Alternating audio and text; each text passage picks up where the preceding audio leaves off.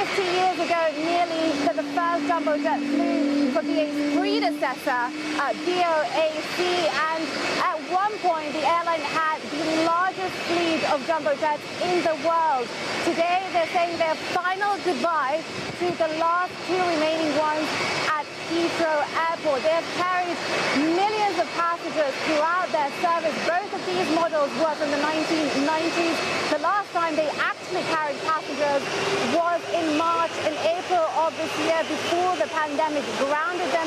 Most of the routes they covered were to the US, to Canada, to China, and to India. Those are the destinations that were really decimated by the global downturn in travel. And you can see this huge plane getting ready to take off now. It really is impossible to overstate the scale of it. At one point, it was the largest aircraft in the world.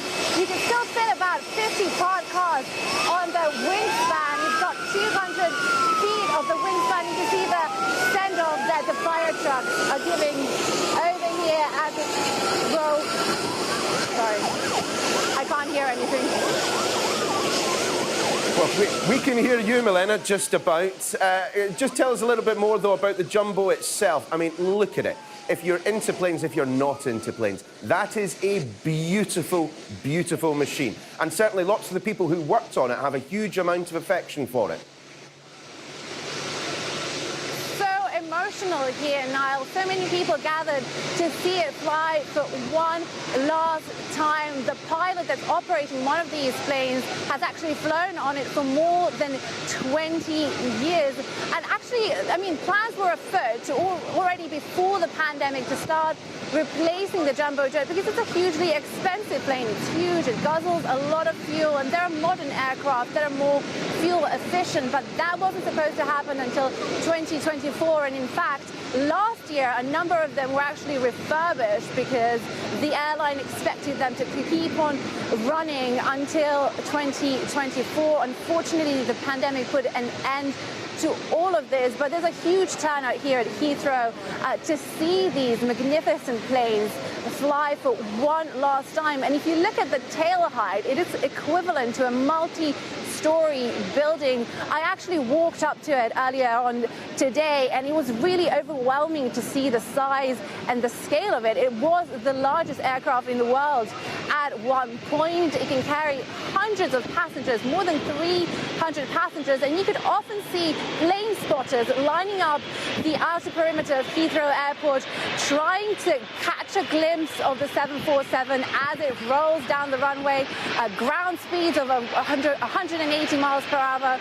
Once it reaches cruising altitude, it's around 560 miles per hour. And it really was one of those iconic planes of the 20th century that really democratized travel. It brought travel to the masses of people who could, it was no longer a luxury limited to the very few. And it is really a sad day for so many here at Heathrow who have worked for British Airways, either as engineers or pilots or ground or crew staff, who have come to say their final goodbyes to these magnificent aircraft. I think we can see one of them getting ready to take off. They were supposed to do it at the same time, but unfortunately, British weather, as we know, rather unpredictable. So they will be doing it one after the other. So the plan is also for one of the planes to come back, sort of loop over Heathrow Airport, which is their base, for one final goodbye before it carries on their final journey. And it really marks such an important date in British aviation history, really, Niall.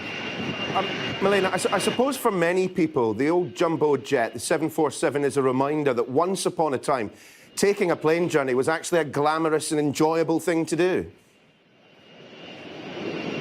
Yes, I mean, it makes it really difficult to sort of imagine now. We're so used to getting crammed in small flights. But back in the heyday of 747s, the top deck was called a bubble. It had kind of lounge chairs. People were, drinking. It was a rather glamorous environment. And I think it really kept that image throughout its history. Perhaps it's the most famous plane in the world. It's certainly the most distinctive one. It has has that hum that you can recognize, that's so famous and popular with plane spotters, and it really has been immortalizing the popular culture in so many films, in cinema, in books, and I think it's really kept a special place in a lot of people's memory. I mean, my first time flying long haul was on a jumbo jet. I still remember it. It was such an extraordinary experience. I'd never been on an aircraft that was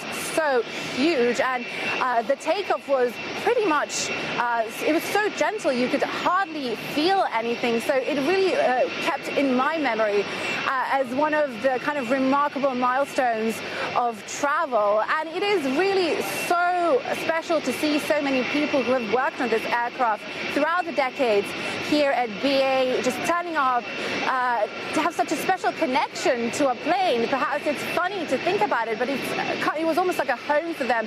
So many of them have worked on it for so many decades and have come today to say their final goodbye now. Big question. What happens next? Where do they go after this? Oh, in fact, time for takeoff. I know, they're getting ready for takeoff, and we're all very excited to see it finally soar in the sky, but it's a bittersweet moment because it will never fly commercially again.